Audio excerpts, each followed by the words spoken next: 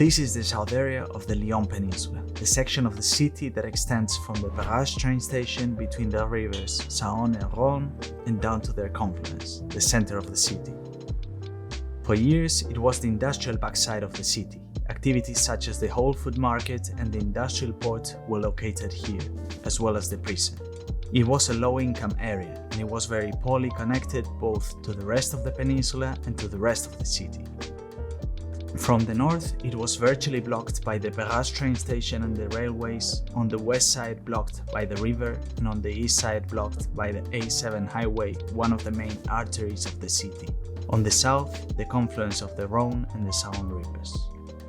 This area survived this way until 1995, when the mayor Hymon Barra sets the focus on doubling the surface of the center area of Lyon towards the south, and recovering all this space back for the city. Including its metropolitan area, Lyon is the second biggest city in France, with around 1.5 million population.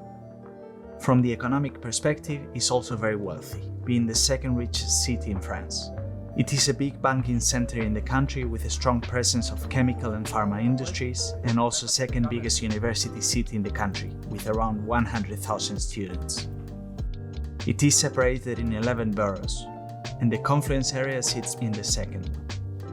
To face the challenge of recovering the area, the Lyon Confluence competition is launched in 1997 and won by the MBM Architects team in collaboration with Melot and Mosbach. Their proposal includes a 30-year plan that would tackle all the necessities of this new center of the city in several phases and sequential changes.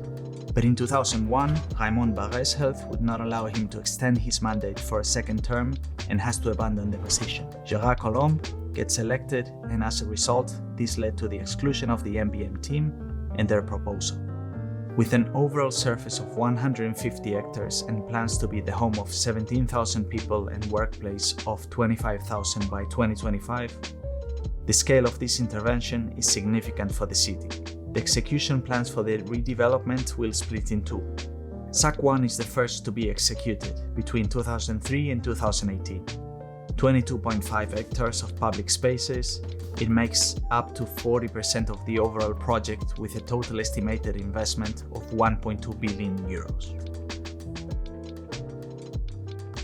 For this first part of the project, François Greter and Michel Devigne are selected.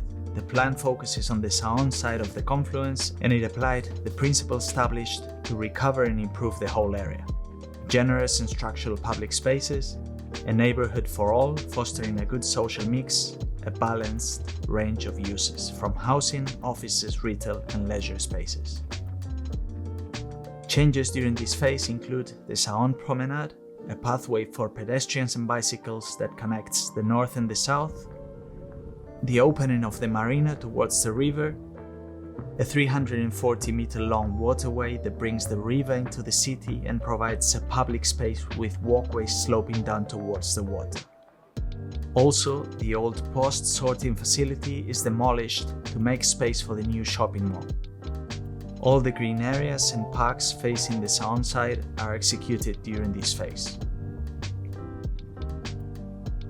Blocks A, B and C are as well part of the first phase, with very recognizable buildings by MVRDV and Kengo Kuma, for example. A lot of effort was put into the quality of the public spaces, opening them towards the rivers and to make the city easier to walk around and enjoy it by pedestrians. So a very large program of residential and commercial buildings as well as public spaces were executed during this phase. In addition, this is France's first WWF sustainable neighborhood. All the offices and homes in the development meet very strict specifications, mainly energy efficiency and the use of renewable energy.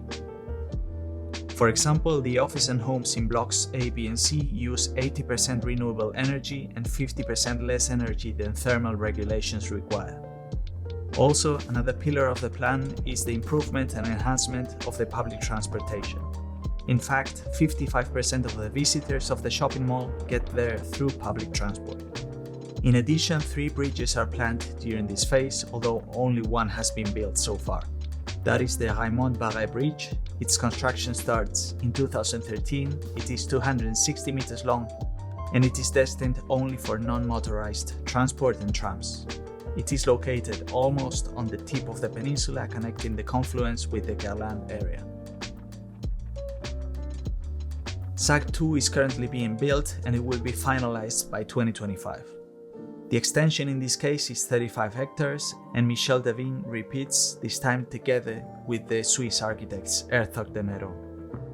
This master plan focuses on the Rhône side and the development of two quarters, the market district and the field, a mainly green area.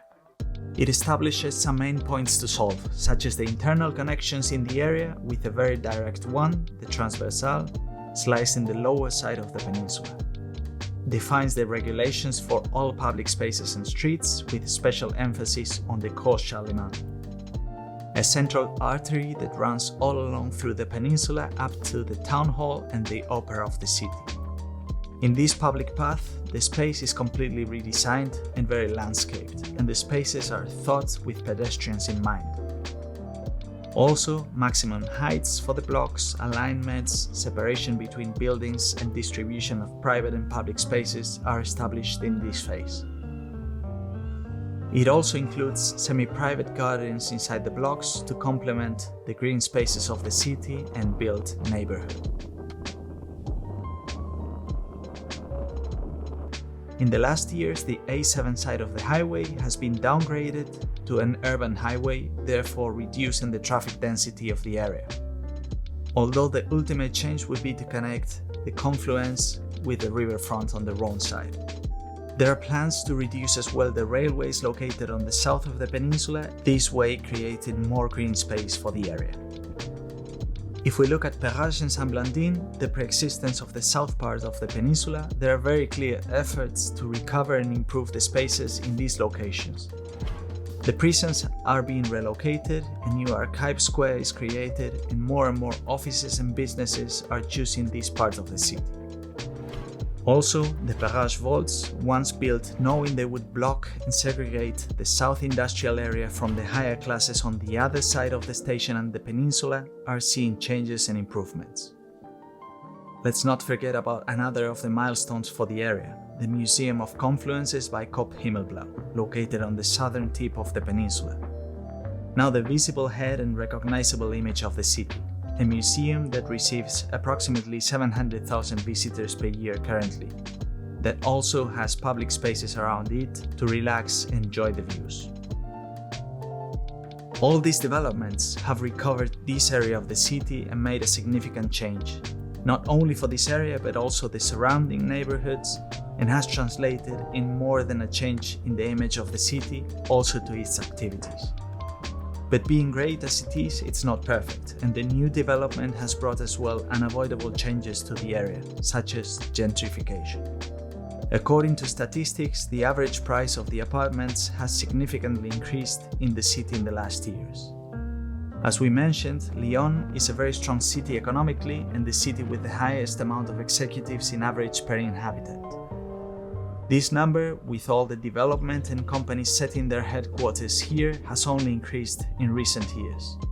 This will keep pushing the housing prices up and keeping and pushing away less wealthy inhabitants. The area of Saint-Blandin, once a low-income area separated from the city, has also experienced lots of changes in the last 20 years. On the positive side, there is a social housing program included with the development, together with a high amount of housing being rented, keep the area a well-balanced mix. Many inhabitants live and work here, protecting from being a dormitory suburb. The Confluence area is a practical example of a redevelopment, built and functional, that has reshaped and improved the area directly and by extension the city. It integrates many different systems, allows us to have a small glimpse of future cities, and brings great real-life learnings. If you like the video, please consider subscribing. For more architectural content, check other available videos like this. I hope to see you all in the next one. Thank you.